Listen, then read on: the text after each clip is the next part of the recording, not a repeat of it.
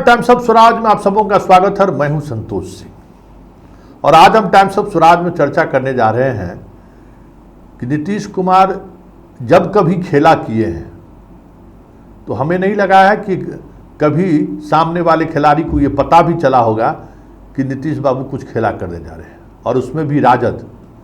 दो मौके पर मैंने देखा है, 17 में भी राजद को भरोसा ही नहीं था कि वो छोड़ कर जाएंगे, और अभी जो गठबंधन टूटा है उस दौरान भी राजद को भरोसा नहीं था कि नीतीश उनका साथ छोड़ देंगे। लालू और तेजस्वी पूछने गए थे कि मीडिया में बड़ी खबर आ रही है कि भाई आप गठबंधन से अलग हो रहे हैं, तो उन्होंने कहा था अरे मीडिया वाले का कोई छोड़िए, मीडिया वाले को कोई काम थोड़ी बचा है।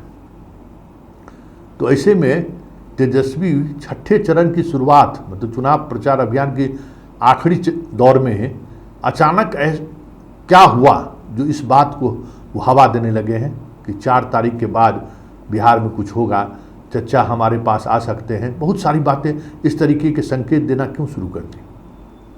कुछ तो बात है या फिर कुछ और बात है? तो जरा पहले सुन लीजिए कि दूसरी बार 7वें चरण का चुनाव होना है और ठीक चरण के प्रचार अभियान के अंतिम दिन किसी पत्रकार ने उनसे ये सवाल नहीं किया है, लेकिन खुद उन्होंने कहा कि सब कुछ बिहार में बदल चुका है, नीतीश कुमार के हाथों से पार्टी चली गई, प्रशासनिक व्यवस्था उनके हाथों से चला जा चुका है, राज्यपाल खुद देख रहे हैं। बड़ी बात उन्होंने कह दी। और जब से हमने कहा कि 4 जून के बाद जो है हमारे चाचा कोई बड़ा निर्णय ले सकते हैं अपने पार्टी को बचाने के लिए, तब से वो प्रचार में नहीं निकले।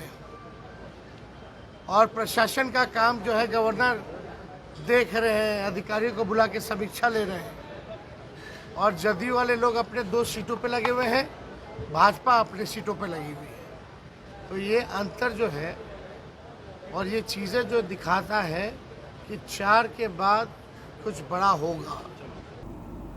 लेकिन बड़ा सवाल ये है कि 7वें दौर और छठे दौर के बीच ऐसा क्या हुआ कि ये बातें बार बार तेजस्वी दोहरा रहे हैं?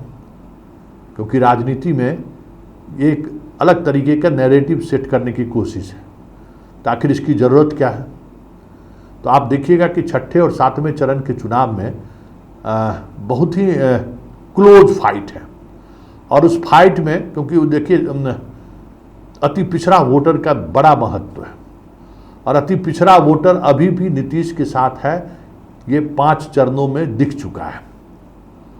छठे और 7वें चरण में जो स्थिति है, उस स्थिति में दोनों में इनके चरण में दोनों बहनें इनकी खड़ी हैं, और दोनों जगह अति पिछड़ा वोटर अत्यंत आवश्यक है। बिना अति पिछड़ा वोटर के ये चुनाव जीत नहीं सकते हैं, महादलित के सपोर्ट के बगैर ये चुनाव जीत नहीं सकते हैं। तो ऐसे में ये एक तरह की रणनीति का हिस्सा है कि जो जदयू का वोटर है वो कंफ्यूज हो कि काका कमज़ोर हो गए हैं, मतलब नीतीश चचा कमज़ोर हो गए हैं, अब बीजेपी वाले उनको अपने आगोश में ले लिए हैं, राजभवन अब काम करना शुरू कर दिया है, प्रशासन पर कोई पकड़ अब नहीं रहा नीतीश कुमार को, ताकि वो थोड़ा असुरक्षित महसूस करें। क्योंकि पता है कि बिहार में नीतीश का जो वोटर है सबसे असुरक्षित वोटर है, और उन्हें हमेशा सुरक्षा को लेकर एक अलग तरीके का भान रहता है। हम कहाँ रहें तो अपने आप को सुरक्षित महसूस करें, ये एक चुनौती उसे हमेशा रहता है, और उसमें नीतीश उनके लिए हमेशा कंफर्ट रहते हैं। लेकिन इस बार जिस तरीके की जातीय गोलबंदी करने में तेजस्वी कामयाब हुआ है, एनडीए के तमाम ऐसे वोटर जो कोर वोटर माने जाते हैं, उनके कोर वोटर में सेंधमारी करने में वो कामयाब रहे हैं। फिर भी उन्हें अति पिछड़ा वोटर और महिला वोटर के सपोर्ट के बगैर चुनाव वो जीत नहीं सकते। तो ये जो 4 तारीख के बाद जो खेला होने की बात हो रही है ना, उसके पीछे का मकसद, राजनीतिक मकसद यही है कि नीतीश कुमार के उस वोटर को कंफ्यूज किया जाए।